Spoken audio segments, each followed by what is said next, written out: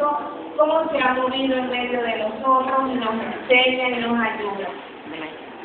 Amantísimo Padre Celestial, estamos delante de tu presencia, aquí está tu pueblo. Todos hemos venido con un propósito, que es exaltar tu nombre, honrar tu nombre, agradecerte por lo que has hecho en nosotros. Hemos venido a darte lo mejor de nosotros, Padre. Por eso estamos en este lugar, en casa de Dios. Te bendecimos, te alabamos, te adoramos. Y pedimos, oh Dios, con todo nuestro corazón, que nos sigas hablando en esta mañana. Que tu palabra haga rema en nuestras vidas. Que ella se siembre en nuestros corazones y dé muchos frutos, Señor. Queremos ser cambiados por ella. Queremos, Señor, ser diferentes. Queremos moler a ti, papá. Queremos parecernos a ti. Y lo logramos en la medida en que tu palabra nos vaya moldeando. Quita de nosotros aquello que no te agrade. Haznos cada día mejores, Señor. En el nombre de Jesucristo de Nazaret, y con el poder y la autoridad que has delegado en nosotros, echamos fuera de este lugar todo aquello, Señor, que quiera perturbar a tu pueblo. Declaramos que la sangre de Cristo nos cubre y que este lugar, Señor, está lleno de tu presencia. Danos sabiduría, danos inteligencia. Señor, que podamos discernir y atesorar tu palabra. Enséñanos, Espíritu Santo de Dios. Tú eres nuestro Maestro. Guíanos y revélanos tu palabra. Somos instrumentos tuyos, Padre. Y tú haces como quieres. En Cristo Jesús. Infinitas gracias te damos, Señor. Amén y amén. Bien, mis amados hermanos, vamos a ubicarnos en el Evangelio según San Juan. Perdón, según Marcos. Ya de hermana había dicho, pero bueno, ¿qué es eso? Evangelio de Marcos. ¿Por qué pensemos en nosotros? Evangelio según Marcos. Vamos al capítulo 4 y leemos a partir del verso 35. Este es un texto muy leído, muy tratado, pero cada vez que lo leemos el Señor nos enseña algo. A mí me habló mucho durante esta preparación. Me habló desde un devocional, lo saqué de mi libro de devocionales y empecé a estudiarlo, a ampliarlo, hasta darle la forma como el Espíritu Santo me llevó. Bien, vamos a leer la palabra de Dios.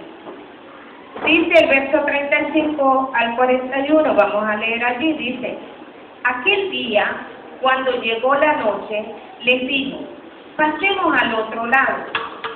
Y despidiendo a la multitud, le tomaron como estaba en la barca. Y habían también con él otras barcas. Pero se levantó una gran tempestad de viento y echaba las olas en la barca, de tal manera que ya se anegaba. Y él estaba en la popa, durmiendo, sobre un cabezal. Y le despertaron y le dijeron: Maestro, ¿no tienes cuidado que perecemos? Y levantándose reprendió al viento y dijo al mar: calla, enmudece. Y cesó el viento y se hizo grande bonanza. Y les dijo: ¿por qué estáis así amedrentados? ¿Cómo no tenéis fe? Entonces temieron con gran temor y se decían el uno al otro: ¿quién es este que aún el viento y el mar le obedecen? Bonito, ¿verdad? Un texto muy hermoso. Bien, como aquí el tiempo corre, nosotros corremos con el tiempo. Vamos a ir desmenuzando esta palabra y vamos a ir aprendiendo todo lo que el Señor dejó aquí escrito. Primero dice: aquel día cuando llegó la noche. ¿Qué les digo cuando llegó la noche? Pasemos al otro lado. Después de un día de trabajo, porque el Señor no era perezoso ni era haragán, ni es, no vamos a hablar del pasado porque Él está en presente. Él no es perezoso ni es haragán. Trabajó todo el día, pero igual, cuando llegó la noche que terminó todo aquel trabajo que había hecho, Él le dice a los discípulos: venga, vamos a pasar al otro lado. ¿Dónde se encontraba el Señor? ¿De este lado de qué?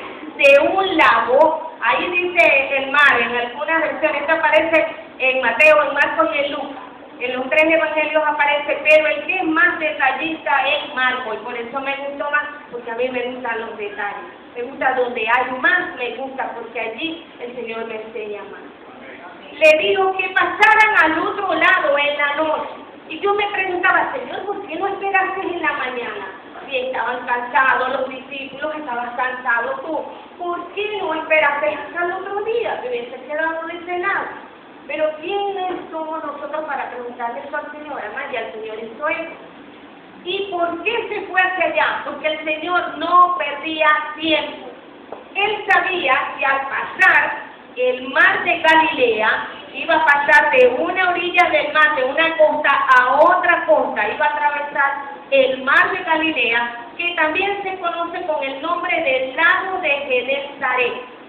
Él iba a pasar ese lago para ir a aquel lugar y había una necesidad tan grande porque si leemos el siguiente capítulo, el 5, se inicia cuando el Señor fue a liberar a un endemoniado que vivía en medio de sepulcros. O sea, una persona que estaba en un estado espiritual muy mal. Y él se dirigió hacia allá porque él sabía que esa persona estaba atada allá, sufriendo por muchos años, y él iba a desatarlo. No podía perder tiempo, tenía que ir en la noche a aquel lugar. Pero él también sabía que iba a haber una situación que los iba a zarandear.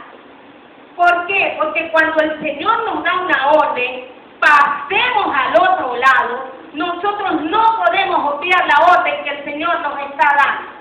Y generalmente le decimos al Señor que espere para cuando yo esté preparada para ir a hacer lo que el Señor me está llamando a hacer. Pero en ese momento que el Señor les dice, venga, pasemos al otro lado, los discípulos obedecieron y entraron en la barca con él. Investigando sobre la barca, eran unas barcas de aproximadamente 14 metros, entre 12 y 15 metros, donde cabían 15 personas más. Si iban los discípulos más cerca, ¿cuántos eran? 12, más el Señor, 13, que iban en esa barca. El Señor sabía la dificultad que se les iba a presentar, así como el Señor sabe a esta barca cuáles son las dificultades que se le van a presentar durante el tiempo de permanencia en esta tierra. Al Señor nada le es desconocido. Él conoce nuestra vida desde antes de nacer, porque ya tenía planes con cada uno de nosotros, hasta el momento en que pasamos de esta vida. Todo lo que nos va a suceder, el Señor lo sabe. En ese momento Él sabía lo que iba a suceder en esa travesía, pero eso no lo detuvo. Algunos de los comentaristas dicen que el Señor quería probar la fe de los discípulos y saber hasta dónde ellos habían aprendido en ese tiempo de permanencia con Él. Él quería saber cuánto ellos podían soportar aquella prueba que les venía. Dice, cuando el Señor les dice, pasemos al otro lado, ya hay encerrado en ese pasemos al otro lado, hay una promesa de que sí iban a llegar al otro lado. Y así el Señor nos habla a nosotros. El Señor nos habla y nos dice las cosas muy claras, pero nosotros somos los que no entendemos las señas que Dios nos da, sino que nosotros captamos de acuerdo a nuestro pensamiento, de acuerdo a lo que yo quiero oír. Pero Dios me está dando señas claras. Aquí el Señor se los dijo, pasemos al otro lado. Y si les está diciendo pasemos, es porque iban a pasar. No se iban a quedar en medio de la travesía. Si nosotros nos imaginamos lo que estaba sucediendo, si pudiéramos en este momento imaginarnos, ¿cuántos han hecho viajes por mar? 15.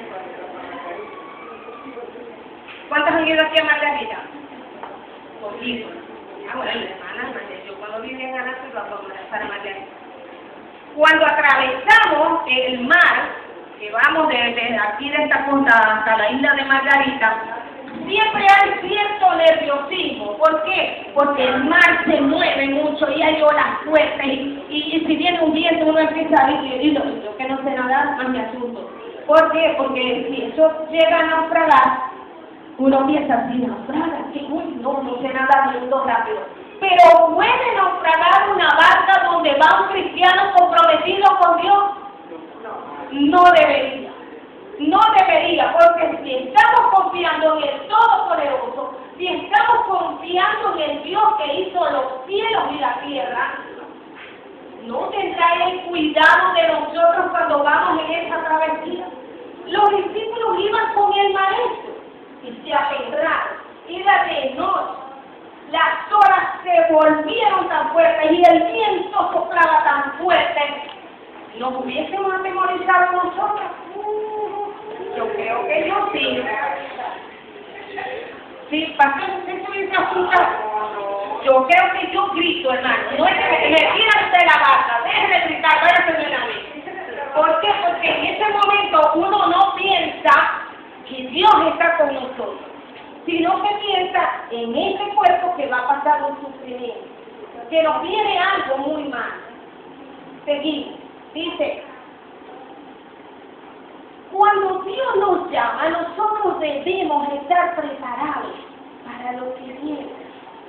Pero todos los días estudiamos, porque todos los días leemos la palabra, y todos los días oramos, pero también todos los días dudamos. Y todos los días nos flaquea la fe. Y cuando viene el zarandeo de Dios, parece que se nos acaba más la fe.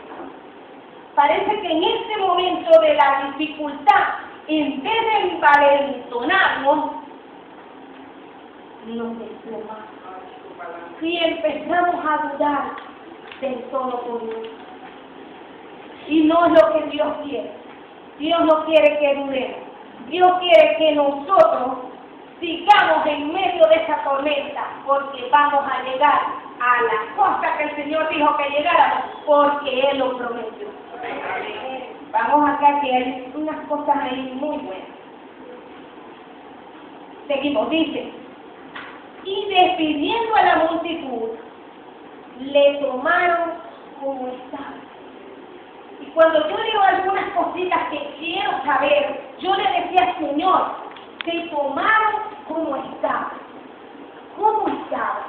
Y le pregunté al Señor, ¿cómo estaba? ¿Cómo estaba, Señor? Porque si Marcos, que su evangelio es muy detallista, Marcos no vio decir eso. Dice, despidió a la multitud y le tomaron como estaba en la barca. Despedir a la multitud no quiere decir que el Señor los dejó ir con necesidades, no. Despedir quiere decir que ya se había cumplido lo que el Señor iba a hacer con esta multitud que le había seguido hasta ese momento. Ninguno se iba de la presencia de nuestro Señor Jesucristo si antes no recibía la bendición para su necesidad. En este momento, en este día, Dios no te deja ir de su presencia si tu necesidad no ha sido saciada. Nosotros somos los que nos retiramos de la presencia de Dios antes de recibir la respuesta que Dios tiene. Porque nos cansamos de estar de rodillas delante de Él. Porque nos cansamos de hablar con Él. Y cuando eso sucede, no podemos entender cuál es su respuesta. No la recibimos y seguimos con la duda. ¿Querrá el Señor esto? ¿Sabrá el Señor esto? ¿Me oirá el Señor la oración? Debemos estar plenamente convencidos de que escucha nuestra oración. Dios nunca está sordo. Dios no es un Dios sordo. Dios es un Dios que tiene inclinado su oído y su brazo extendido para socorrer al que clama a Él. Y sobre todo a nosotros, que dice la palabra de Dios que somos la niña de sus ojos. ¿Puede el Señor descuidar a su pueblo? Aquel que tenga la duda de que Dios lo puede descuidar, tiene que empezar a mirarse adentro cómo está su fe en Dios, sin duda de que Dios no lo está cuidando. Seguimos, dice, le tomaron como estaba en la barca. ¿Cómo estaba el Señor? Esta es una clase dominical, puedo oír sugerencias. ¿Cómo estaba el Señor, hermano? Ya vimos todo. O sea, estuvo trabajando todo el día, atendió una multitud. No dice que eran dos, multitud, muchos. Y llega la tarde, llega la noche, pasemos al otro lado, el trabajo continuaba. ¿Cómo estaba el Señor? Lo tomaron como estaba. Cansado, agotado, con hambre, Cansado, agotado, con hambre, sofocado. todavía fresquito en la playa, ¿verdad? Estaba en esas condiciones. ¿Por qué? Porque él era divinidad, pero era humanidad. Y eran las dos cosas. Tenía un cuerpo físico como el de nosotros, pero en él habitaba la divinidad del mismo Dios. Pero el cuerpo físico que lo albergaba sentía las necesidades que sentimos nosotros, porque él tuvo que hacerse hombre para poder entendernos a nosotros en nuestras debilidades. Porque si no se hubiese hecho hombre, jamás nos entendiera, hermano. Pero como él fue hombre, él sabe cuáles son nuestras debilidades y cuáles son las necesidades a las que estamos sometidos cada día. Se sentía cansado, dicen los comentaristas, cansado, agotado. De pronto tenía frío y se le olvidó el manto, porque en la noche bajaba la temperatura en la travesía. No iba en una nave de motor a bordo. Lo vemos de los discípulos. En una barquilla, así lo llaman en las notas. En una barquilla de remo. O sea que la travesía iba a durar toda la noche. 6, 7, 8 horas. En esa barca. Seguimos acá. Dice, y había también con él otra barca. Había otras barcas atravesando el lago de Genesaret. ¿Qué diferencia había entre estas dos barcas o entre aquellas otras barcas y esta barca? Que en aquellas barcas no iba Jesús.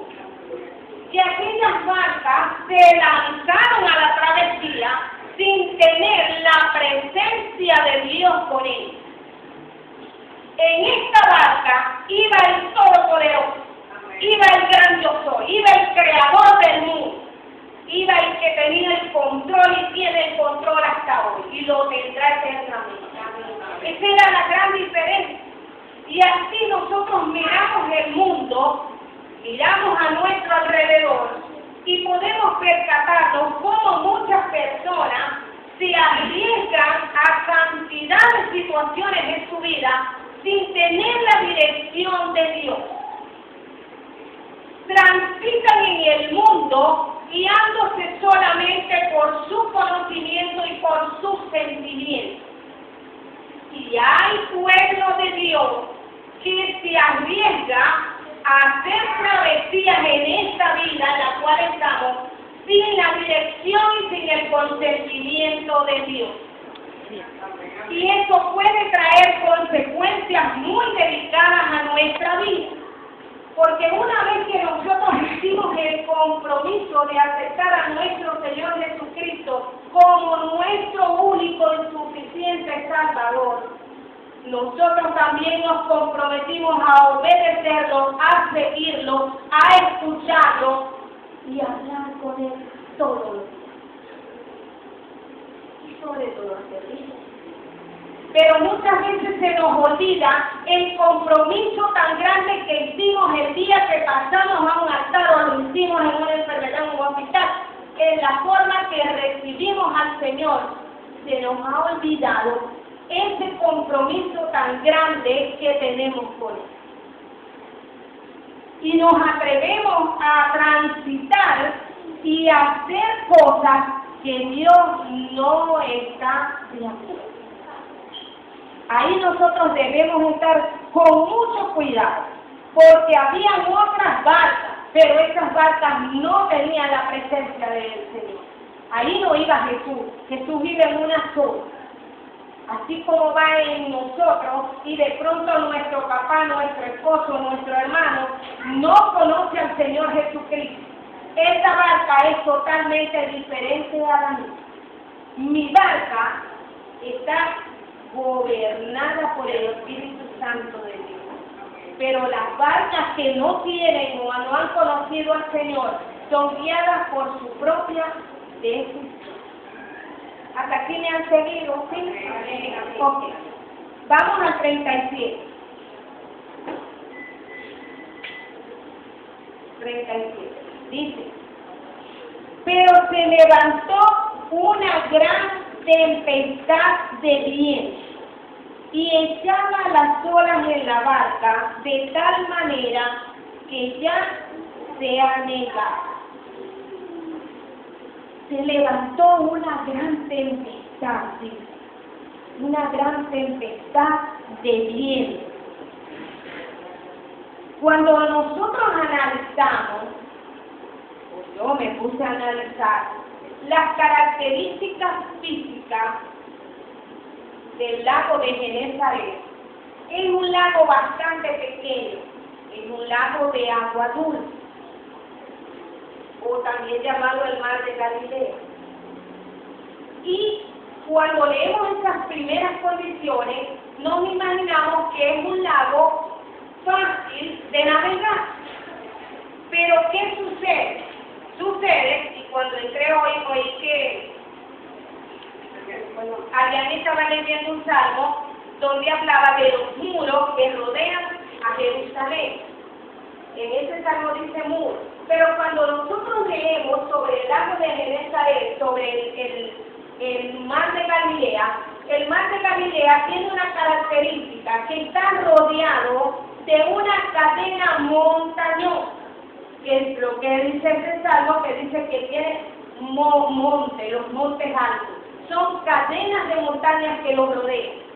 Esa característica hace que los vientos que soplan dentro de ese lago, de esa montaña y el lago del centro, hace que eso provoque unas mareas de hasta 12 metros de alto las olas.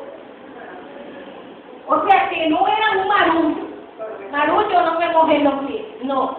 Eran olas de hasta 12 metros de alto que se podían presentar en cualquier momento, movidas por el viento que se manifiesta en esa zona.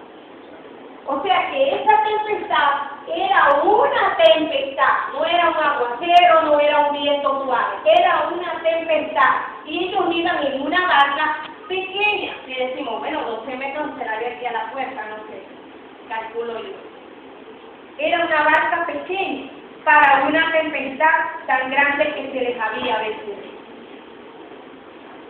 A veces a nuestra vida llegan tempestades que nos zarandean. ¿A cuántos han zarandeado en las tempestades? A mí me han zarandeado, hermano, duro. Me han zarandeado en la salud. Me ha golpeado, pero sé que tengo un Dios sanador. He pasado terribles cosas fuertes. Sufrí un accidente de tránsito donde me fracturé 3 costillas y me perforaron el pulmón. Y estuve así de irme de este mundo, porque estuve como 8 horas tirada en una camilla, en una sala de emergencia en San Carlos de Cojedes, y solamente me pusieron una inyección para el dolor. Y yo tenía una hemorragia interna que me estaba desangrando. Pero tenía un Dios que me cuidaba. Y en medio de toda esa situación que viví, me dio una neumonía bacteriana que me atacó los pulmones, bronquios y todo el sistema respiratorio. Y tuve otro poco de días en el hospital y mes y medio de reposo absoluto. El enemigo me ha golpeado. Pero Dios le dice, este es mío. Y así le dice el Señor a cada uno de nosotros cuando el enemigo nos trata de atacar. El Señor le dice,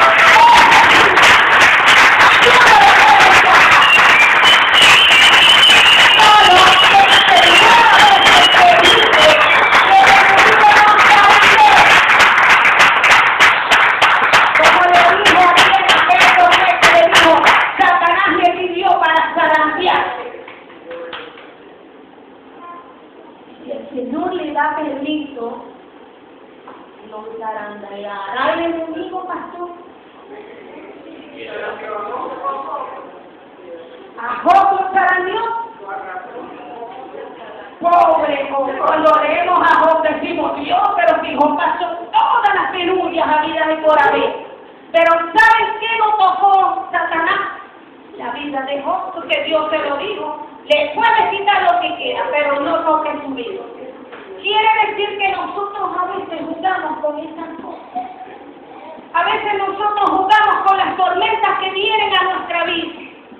Vienen tormentas de todo tipo y nos zarandean y nos mueven, ¿verdad, pastor? Nos mueve. Y si no es a nosotros, zarandean a nuestra familia. Y si zarandean a nuestra familia, es como que nos zarandearon a nosotros. Y si el que está zarandeando no es cristiano, ¿cómo nos preocupa, hermano?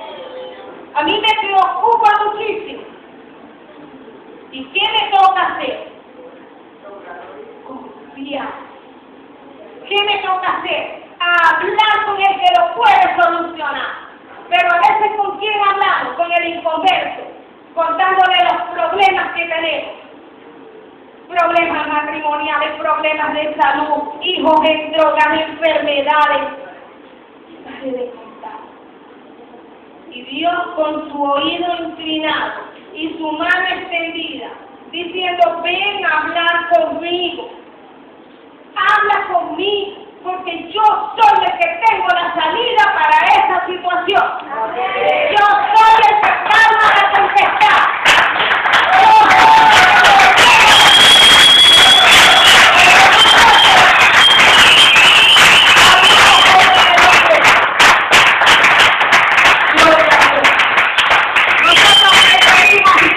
Hablar con el que no tiene salida. Y Dios no tiene salida.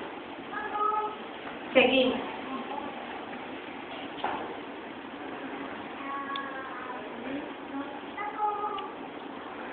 Escribí algo aquí que me gusta mucho. Dice, esta tempestad era para la gloria de Dios y provecho de los discípulos. ¡Qué tremendo! Cristo quería mostrarle que los que se embarcan con Él en el océano de este mundo deben esperar tormentas en el viaje. Y a veces le predicamos a alguien el Evangelio y le decimos, no, métete evangélico, métete a evangélico, como hablamos de maracuyá. Métete evangélico. Y yo analizo la frase. Yo creo que el que se mete se puede salir. ¿Verdad? Y hablamos así. Métete evangélico, que todo te va a ir bien. Métete evangélico, que es salida para todo. Métete evangélico, pero vas a atravesar un océano con dificultad. No vas a cruzar el mar de Galilea, no vas a cruzar el lago de Genesaret, no vas a cruzar el lago de Maracaibo. Vas a cruzar el océano Pacífico en una barca de 15.000. Remando, no con motor a bordo. Así nos invita el Señor. Y así tenemos que entender el Evangelio. El Evangelio no es fácil, pero saben que es difícil, hermano.